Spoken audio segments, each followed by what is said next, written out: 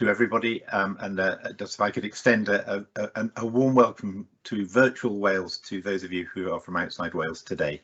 It's a great pleasure to be talking to you. If I could have my first slide, actually my second slide would be even better. So I'm going to talk to you about putting research into practice. Just some disclaimers. The Value-Based Health and Care Academy receives funding from Pfizer, from BD, Mölnlycke, Horizon EU and the UKRI, Innovate UK, NHS Wales and Welsh Government. And I'm very grateful to colleagues in the Welsh Value and Health Centre and also in health boards in Wales for permission to use some of the material in this presentation. Next slide, thanks. So what I'm not going to talk about is the things that you are really expert in. So I'm afraid I'm not going to talk about Cronbach alpha or test, retest, repeatability, interclass correlation coefficient. I'm sure there'll be plenty of that in the conference. What I'm going to do, however, is to build on all of that excellent research work that is delivered for us as clinicians and academics, tools that are validated and do what we require in terms of measuring patient-reported outcomes. And I hope that by the end of the next 25 minutes or so, you will be excited to hear how we are taking all your excellent research work and actually using it in practice in the delivery of care and the setting of policy in health. So I'm going to talk about value-based healthcare a little bit more about that, because that is a key driver for the adoption of patient-reported outcome measures, PROMs. I'm going to cover some of the use cases. We'll touch on some of the challenges as we go through, a little bit about system PROM implementation maturity, and then finally some to leave you with some perhaps opportunities for those of you in the PROM research community. Next slide, thanks. So, why is value-based healthcare important and what is it? Well, it has been defined in the UK, and there are colleagues both from Oxford and Wales in this definition, who've been involved in this definition. The value-based healthcare is the equitable, sustainable and transparent use of the available resources to achieve better outcomes and experiences for every person. So this builds on work done by Michael Porter, an eminent academic economist at Harvard Business School, and his colleague Elizabeth Teisberg, who's now at Dell Medical School in Austin, Texas, who were looking at the health system in the US, which they thought was broken, and they were looking at it through the eyes of people who normally look at other industries. And they were astounded to discover that when it came to healthcare, everybody just focused on cost, whereas if you were to look at, shall we say, a car production line, if somebody was thinking of investing $100 million in the Ford car production plant, they'd be doing it because they'd be expecting better outcomes. But when it came to health, we just talked about the cost. We didn't ever talk about what we got for the cost. And so they took the standard economic model of value, which is outcomes divided by cost, and they extended it a little to apply in healthcare. And they said value in healthcare is the outcomes that matter most to the person receiving care, divided by the cost of the cycle of care that achieve those outcomes. And that's what we would now call personal value. Next click, please. But you can look at it at a population level as well. And this is something that Samir Gray and others have done a lot of work on. Have we allocated resources to different groups equitably in a way that maximizes value for the whole population? Put it a different way, do we get the very best outcomes in terms of people's the health of the population from the money that is spent on healthcare? And I would encourage you to think of this as investing. We invest in the health and well-being of the people of Wales or the people of England or the people of wherever you live. Do we get the very best health outcomes for that money? And you can look at that allocation of resources between programs. A program would be, say, musculoskeletal or mental health or cardiovascular, or between systems in a program, cardiac surgery versus cardiology perhaps, or between interventions in a system, TAVI versus aortic valve replacement, for example, and which are giving us the greatest value. Next click. That's what we would call allocative value. Next slide, please. So for a system to be truly value-based, a health system, you need all the bits of it to be value-based. So that would be about episodic care. So that's, for example, something like having a new hip, long-term conditions, which is where most healthcare spend goes, but also the procurement of goods and services, population health, as I've said, and health technology assessment and regulation. And in the current thinking, we define 4 domains of value: personal value and allocative value I've talked about. Technical value is efficiency, and societal value is really interesting. I think it's the impact that disease has on an individual's contribution to society, their productivity, whether they pay taxes, whether they draw benefits, but also more widely, what's the impact on family, what's the impact on other bits of the system of illness, but also of therefore treating illness, and what is the value, the societal value of curing someone, for example, with a very expensive gene therapy. And that extends beyond just the impact on them. Next slide, thanks. So you will see, therefore, that outcomes are fundamental to value-based healthcare. So what outcomes should we be measuring? Well, I take you back to the definition. The outcomes that matter most to the person receiving care, not to the clinician or to the system, but to the person who is receiving care. And although I am talking about this very much from a health perspective, this of course does extend to social care and indeed the care provided by colleagues in the third sector as well. So typically the outcomes that would matter most to a person receiving care would be clinical reported outcomes, CROs, and patient reported outcomes added together to create a patient or person-centered outcome set. So if we were to take that in the example of cancer and systemic and anti-cancer therapy, very nice work published by Cole and colleagues from the Office of Health Economics, working with Cancer Research UK, interviewing large numbers of patients with cancer receiving SACT.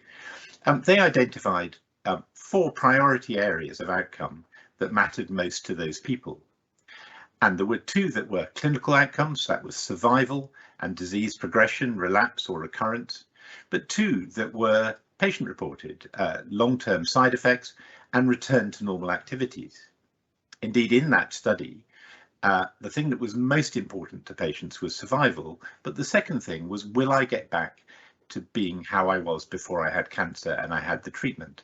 And that is something that is rarely discussed or captured or measured in routine care. But there are opportunities to do so through the use of patient-reported outcomes. Indeed, that is the only way, probably, you would effectively capture return to normal activities. Next slide. So there are a lot of PROMs out there, as you know, whole journals devoted to it, many PROMs for the same condition. So how are we going to know what outcomes we're going to measure for a condition or a group of patients? Well, there is no right answer to that. But in addition to the work that Michael Porter did around defining value, having discovered that health systems did very little capturing of outcomes, he established with Boston Consulting Group ICHOM, the International Consortium of Health Outcome Measurement, and they have gone about diligent work to create what are now called person-centered outcome sets, that would give quite a useful starting point of what sort of outcomes you might measure. And those sets are valuable because they have been developed internationally, so they should be applicable across a range of different health systems. They've been developed with clinicians and patients together.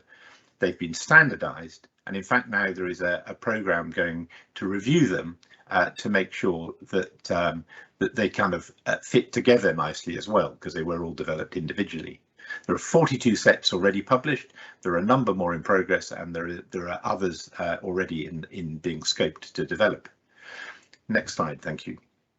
So for those of you who haven't looked at an ICHOM set, this is a pretty typical one. It's the one for inflammatory bowel disease. And there are a number of domains of outcomes that are defined, that have been defined by the group who developed it. These are all published in peer-reviewed journals, I should say.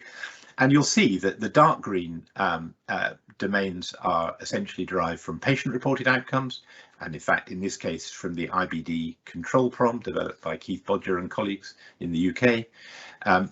There are then a range of clinical outcomes captured in part by the Manitoba IBD Index. And then in this particular set, there are some healthcare resource utilisation measures as well. And these don't add up to a single score, but they set out a kind of consensus view of the things that are likely to be the things that matter to people with inflammatory bowel disease. So it's a very useful starting point. They're freely available. They're not free to develop. If you want to develop one, they're very expensive. But once they've been developed, they're made freely available by ICHOM. And there's a whole data dictionary that sits behind them as well, of course. Next slide, please. So then, that is perhaps an introduction to why those of us in the value-based health and care community are so excited and care so much about PROMs. Let me tell you some of the use cases now that PROMs are being used consistently in clinical practice. So they can be a communication tool for shared decision making, so co-production if you prefer. They can help measure outcomes of episodic care. They can help measure outcomes in long-term care. They can be used for benchmarking and quality improvement, for the allocation of resource, so-called allocative value, and they can be used, as Sally says, in procurement. Next slide. And I'm just going to take you through some examples of all of that. So you can measure a PROM before an initial clinical consultation, and that helps the patient to clarify in their own mind the need that they want met by the consultation. It can provide a structure for them to communicate, quantify and prioritise that need to the clinician. And it can help to shape and focus the consultation to empower the patient, moving the conversation away from a clinician saying to them, what's the matter, to saying what matters most to you. It allows, for example, therefore a consultation maybe to focus on one area of complaint resulting from a condition, the one that is most obviously the priority from the PROM, than trying to cover everything in a short consultation. It allows, it is possible for clinician and patient to stratify the degree of impact that condition is having on the person, and to provide a comparison with other people with the same condition, and also to inform the likelihood of the needs being met by any intervention that is suggested. Yes, that operation will fix some of these things, but it's unlikely to address that domain that you've reported in your PROM, and if that's the thing that's most important to you, that may not be the right thing. And then it supports that shared decision making. It gives an objective basis to have a conversation between patient and clinician about the way forward. And then after the initial consultation and intervention, then you can of course use PROMs in ongoing care, and that can be face-to-face, or it can be virtual. In fact, increasingly it would be virtual now, and PROMs can be a very useful tool captured remotely to inform virtual care. It allows you to focus the assessment of the patient's outcome on their original needs, so going back to what the problem was to start with, rather than just saying, well, we've done all these things, it's done this. Has it actually met the need that you came to see me about? It provides a structure in communicating and quantifying the outcome, and it does help to avoid how you feel today in the clinic with actually what is the trend over time. It may have been very stressful to get to the consultation, to park, to find someone to look after your children, your clinic's running late, you're worrying about whether you're going to get out in time to go and pick up the kids. All of that can impact on how you feel in the consultation. And having a PROM that shows that over time, actually, although today you're feeling rubbish, over time the PROM is getting better, can be very helpful. Next slide. So, episodic care, the use of PROMs in episodic care. This is probably the classical perceived use of PROMs. So you measure the patient-reported outcomes before and after an intervention, and that allows you to, first of all, establish the pre-intervention status, kind of how bad was the patient before the treatment. It allows you to quantify the change that has resulted as a result of the intervention, of course, combined with clinical outcomes as well. And it can be combined with patient level costing data, so you can then start to estimate value. Is that intervention of higher or lower value than a different intervention? It's important to try and standardize the trigger points, and that's a challenge. The ICHOM sets helpfully have done that through consensus, and they provide kind of proposed triggers for collecting PROMs. But if you're not using those, then that is an important thing to do, and that requires a evidence-based but also a consensus view. This is an example, a typical simple example for cataract surgery, and the proposal here is that the preoperative PROM in this case the CAT-QUEST 9SF, and the clinical test of visual acuity done with a Snellen chart is measured before surgery and in the 3-month period following surgery. And I'll come back to that in a moment. Next slide, thank you. Here is an example of episodic care measured with a PROM, and this is the intervention of TAVI, transaortic valve replacement, very clever and expensive technology, and done for typically for heart failure or valve failure. And this is the Toronto quality of life measure, and the spider chart shows that in every domain apart from actually the 11th, which is, are you worried about what will happen financially, in every other domain the intervention on average has led to an improvement in the PROM from the preoperative state. Next slide. So back to cataract.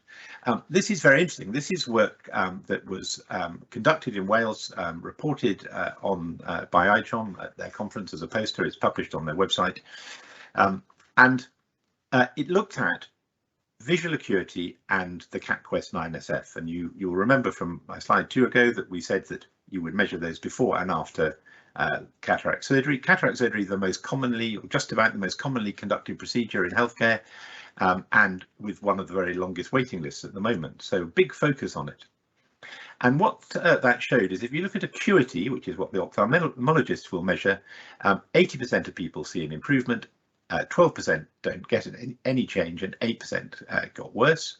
I should say this work has been replicated in France and with very similar outcomes. But if you look at visual disability, or visual functioning, that's the CAT-QUEST 9SF. Again, 80% improved, but actually 20% got worse or saw no improvement. That's 20% of people underwent the surgery, and the thing that mattered most to them, I would argue, could they read a label in a shop? Could they read a newspaper? Did they trip over the carpet because they couldn't see it? Functional measures. 20% of people saw no improvement. In fact, 17% got worse. It is also the case that that it is not the same people who saw improvement. So visual acuity did not map to visual disability. And finally, it was possible to predict the people who would not see an improvement from their preoperative CAT-QUEST 9SF. Anybody who had a pre-op score of better than minus 0.5 did not see an improvement. And so it may be possible to use those data and the measurement of a PROM preoperatively to identify patients who you wouldn't want to put through that surgery. And that could, as a stroke, help manage the waiting list. In parallel with this work, we also did some costing work in Wales, again, colleagues in the Nair and Bevan Health Board, and they identified that there were actually 17 different pathways for cataract across 7 health boards, with substantial variation in cost. The cheapest pathway was £702 per patient, the highest was £1,549, that's more than double, and yet the outcomes were the same. So you could argue that the highest value pathway, the highest cost pathway, was probably of low value. Next slide. Long-term conditions. So Sally showed you a schematic in her slides of a typical long-term pathway, a typical condition, starting with prevention and early diagnosis through to optimizing care, then perhaps a phase of supportive care, and then palliative or end-of-life care. And collecting PROMs allows you to record the patient status throughout that period of time and their outcomes. And it also allows you to estimate the value of different interventions at different points in the pathway and different stages of care. And that can inform a conversation about how resources are allocated. So what you would find in a typical pathway is that the greatest value is likely to be in prevention and early diagnosis, and yet we all know that we spend most of the resources at the other end of the pathway. So there may now be a chance at last to try and get greater resource allocation towards prevention and getting upstream of disease. It also allows it as a communication tool to maybe agree with a patient the point at which you're moving away from trying to maximize their function of their organ that you're treating and moving more to a more supportive care or palliative care approach. Next slide, thanks. So here's a typical pathway. Grateful to Sally for the slide on the left, which always reminds me of a basal cell carcinoma because I'm a plastic surgeon. But actually, in fact, here's a chart of PROM versus time in heart failure.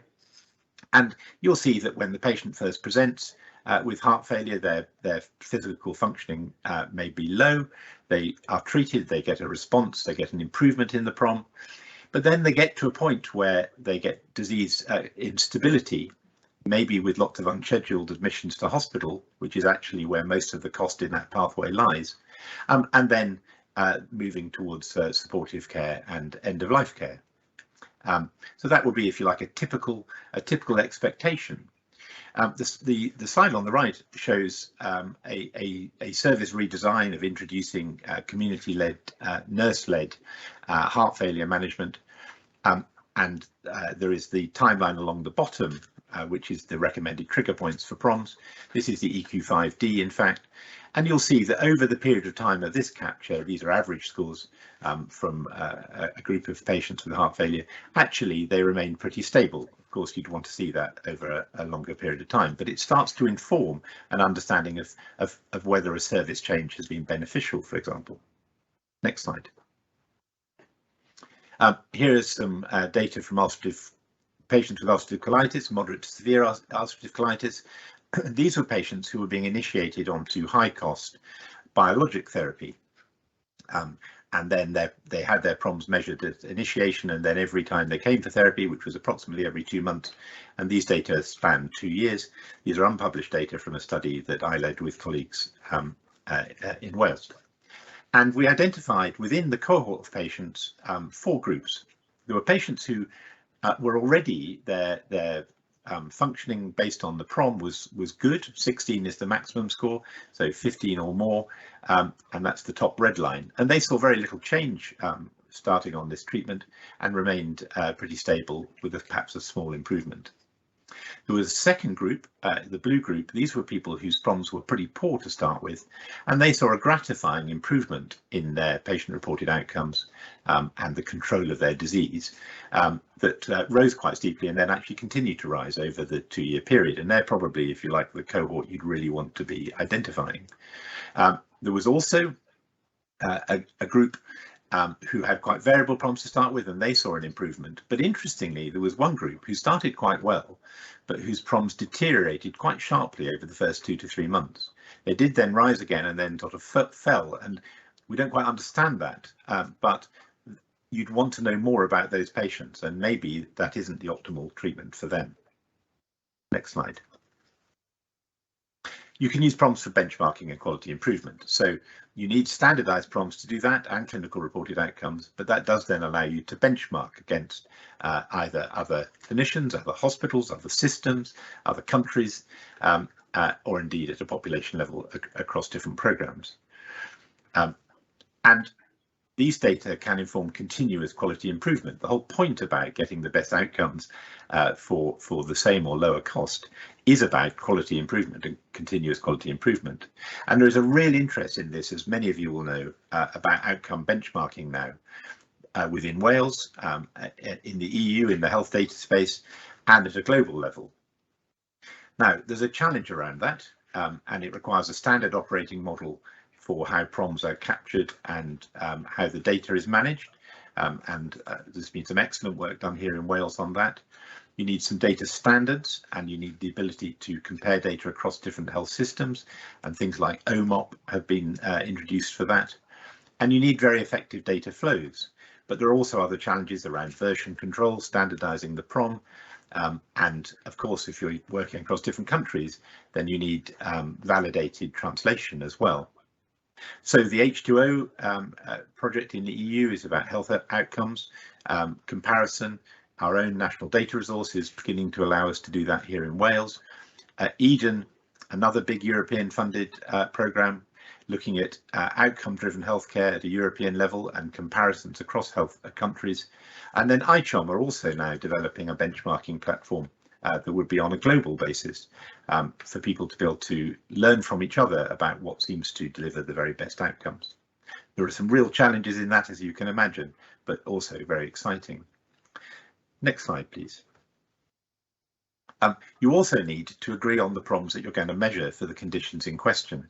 Again, some excellent work done by the Welsh Value and Health Centre in Wales to identify, in consensus with clinicians and patients, the PROMs that are going to be used in the kind of most common conditions, and they're listed on this slide here.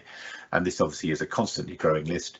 This has been translated from, if you like, kind of warm words and discussions into a formalised process with data control notices issued across the NHS in Wales to try and make sure that you haven't got surgeons in one hospital using one PROM and surgeons in another hospital using a different PROM for the same condition, which makes it hard to get best value from the data.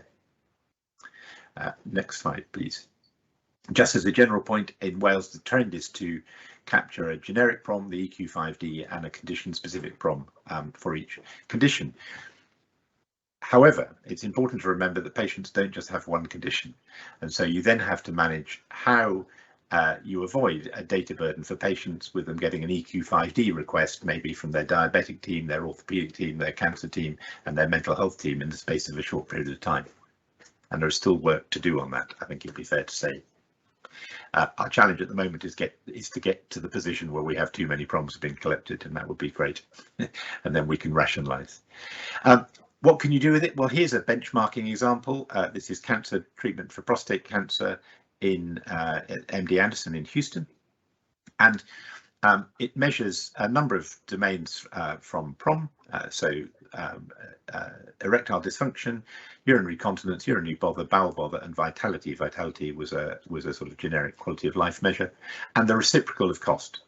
You get better outcomes. The better is the outside on this chart, and you'll see that really for nearly all of the PROMs, the outcomes are pretty similar with three different types of treatment: brachytherapy, which is relatively cheap radiotherapy, proton beam therapy, which is expensive radiotherapy, and robotic prostatectomy, which is moderately expensive surgery.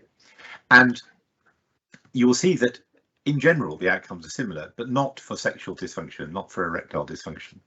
So you could use those data to have a conversation with a patient about what matters to him, and if erectile dysfunction mattered to him, then you might want to have a conversation about proton beam therapy. If it no longer mattered to him, then actually it would be hard to understand why you would want to offer a treatment that gives actually the same clinical outcomes, but also the same PROMs, but is much more expensive and much less available. Next slide. Across Wales, there's been a great deal of work to provide dashboards or atlases of variation and improvement, as they're now called. And this is just an example of one from the National Lung Cancer Dashboard. And it's just to give you a flavour of the sort of things that can be done when you have data collected at scale and in a standardised way. So this is taking measures from the EQ5D.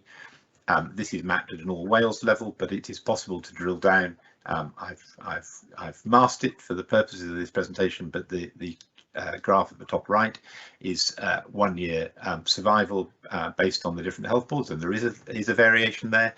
And of course, you can drill down into the PROMs at health board level, both commissioning and residential health board, but also at an individual practice level, hospital level, clinician level, and indeed patient level, to be able to expose these. And there are many other pages on this dashboard that allow clinicians to see how an individual patient is doing over time for each of the domains of the PROM that they're measuring and clinical outcomes, and to use that to have conversations with the patient.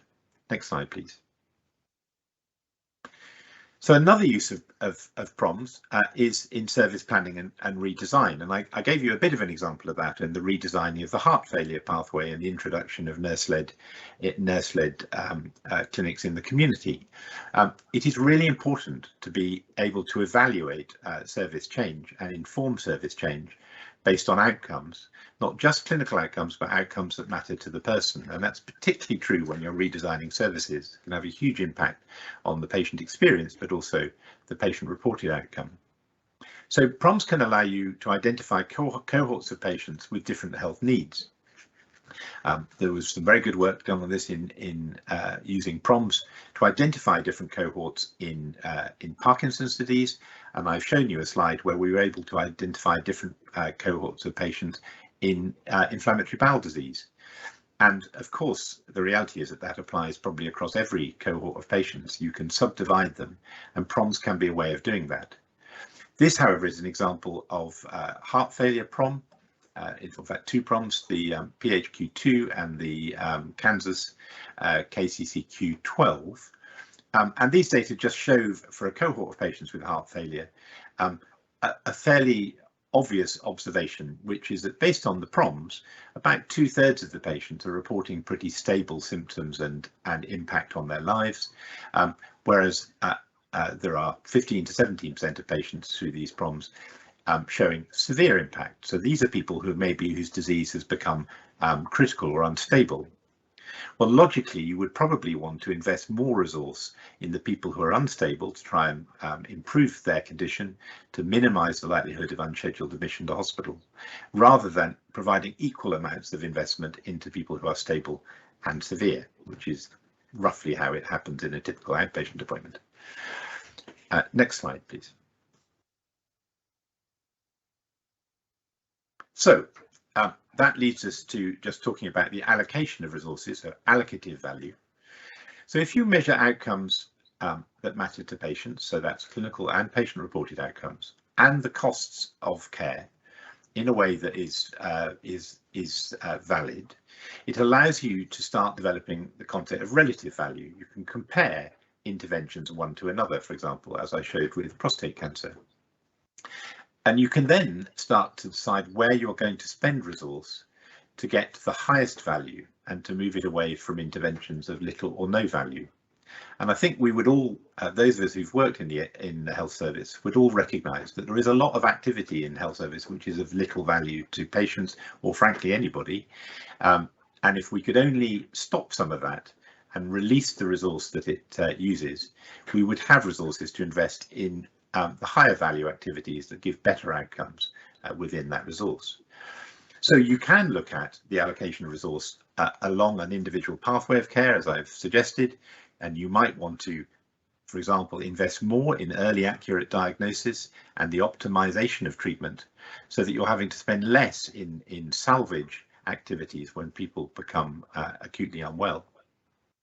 Or you might want to look at programs of healthcare resource allocation and say, here are the common programs that health systems use: mental health, MSK, cancer, respiratory, cardiovascular, GI, trauma, maternity and child health, and decide whether you're getting the best population outcomes from the way we currently allocate resource, which is not always very evidence-based or logical. We know that, for example, that in any health system in the UK, the programme that gets the greatest proportion of the budget is actually mental health and learning disabilities, even though you would think from reading the papers that actually it is the one that gets the least. That doesn't mean it gets the right amount of resource, however, it just gets the greatest proportion. And it may well be that to deliver better outcomes, we should be investing even more in mental health. So it's not about the amount, it's about the outcomes. Next slide, please. Finally, value-based procurement. So typically procurement is a very transactional basis. It's a very substantial proportion of the health budget. For example, in Wales alone, we spend, I think, 1/7 of the health budget is on the procurement of medicines. And outcome-based agreements are a way of moving procurement away from a transactional process based on the volume. You know, we'll pay this amount. We'll pay this amount if you buy 1 million doses, and you can get a slightly cheaper version if you buy 2 million. So from volume to value, rewarding suppliers based on the outcomes that their technologies, products, medicines, and services deliver, not just on how much of it we buy. And that's about risk sharing. It's about a different way of engaging, and this is work we've been doing a lot with colleagues in the academy. Typically, at the moment, there are a number of outcome-based agreements in place across the world. They typically focus on clinical reported outcomes at the moment, but there is increasing interest in using including patient-reported outcomes, as the outcomes that drive the value of a contract, now that they are being captured at greater scale and in a more consistent fashion. And we've published on some of the challenges there are around that, of which there are many, but it is possible for some things, not for everything. And it's a very powerful way of driving value into the system. Next slide. And then just a couple of slides to finish. Different health systems around the world are in different positions with regard to their ability to capture PROMs, their wish to use PROMs, the platforms and infrastructure required to capture PROMs at scale, and then the intent to use the PROMs for all the uses they can. And colleagues in the Technical University of Berlin are just in the process of publishing. It's in press at the moment. It's available as a preprint. Have produced a very helpful framework, which a number of us contributed to the development of, identifying the metrics that you would use to measure the maturity of a health system in respect of PROMs, and both in terms of their use for measurement and also their use, and that then puts you into a grade. And that will be helpful, I think, for health systems to see what they need to do to move in a consistent fashion right across to the right-hand side of this graph. Next slide, please. And I just wanted to leave you, I hope you are excited to hear how we're using all your PROMs and the opportunities that creates. I think it creates real opportunities for PROMs research. So there is a growing need for validated PROMs that address the priorities of health systems, the life sciences industries, patients and service users, and indeed HTA, because value-based healthcare is a kind of global paradigm that is becoming adopted across many health systems, and we need PROMs to inform that. It would be really helpful if we could standardize some of the component measures in PROMs. So, for example, maybe something like pain. If we could adopt some standard measures, not a different way of measuring pain in every PROM, that would be helpful to implementation and would reduce the confusion and for patients and data burden. Please do work with health systems on the management of PROM data archetypes, particularly as they're now being digitized, data standards, version control, and so on. And on what we need to be measuring. We need you to be developing the PROMs that we need, rather than just the ones that would be of interest. And please expect more digitization of the process of capturing PROMs, and that increasingly PROMs will be treated as part of the clinical record, as they are now in Wales, as a government policy position. And so they will be being collected with patient records, appearing in electronic health records and shared across the system so that clinicians can see them wherever they are. And I think that's my final slide. One more slide, I think, just a concluding slide to thank you very much indeed for your time. And to say that, in summary, PROMs are fundamental to implementing value-based healthcare, but they are being used in many other ways, as I've set out. And I would suggest there has never been a better time to be a researcher in PROMs. So I hope that's encouraging to you all. Thanks very much. Final slide. I'd be very happy to pick up any questions or thoughts that people have. That's my email address, and that's information about our academy. Thank you very much.